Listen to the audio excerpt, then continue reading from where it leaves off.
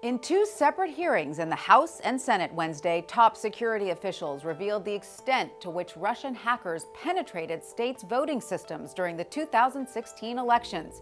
Here are 4 things to know. Number 1, 21 U.S. states were targeted. As of right now, we have evidence of 21 states, or election-related systems in 21 states that were targeted.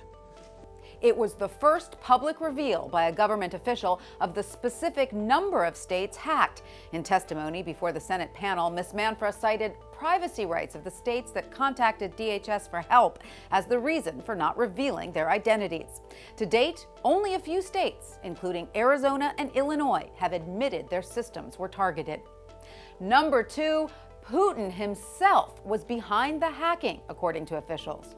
In 2016, the Russian government, at the direction of Vladimir Putin himself, orchestrated cyber attacks on our nation for the purpose of influencing our election. That is a fact, plain and simple. Now, the key question for the President and the Congress is, what are we going to do to protect the American people and their democracy from this kind of thing in the future? In his House committee testimony, Mr. Johnson urged lawmakers to make cybersecurity a central concern. Last year's very troubling experience highlights cyber vulnerabilities. We must resolve to further strengthen our cybersecurity generally and the cybersecurity around our democratic process specifically.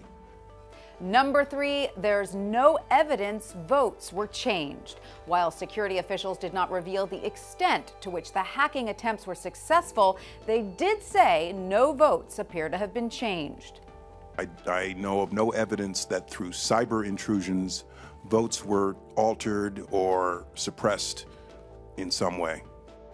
Number 4, state election officials are upset, complaining about a lack of communication from the Department of Homeland Security.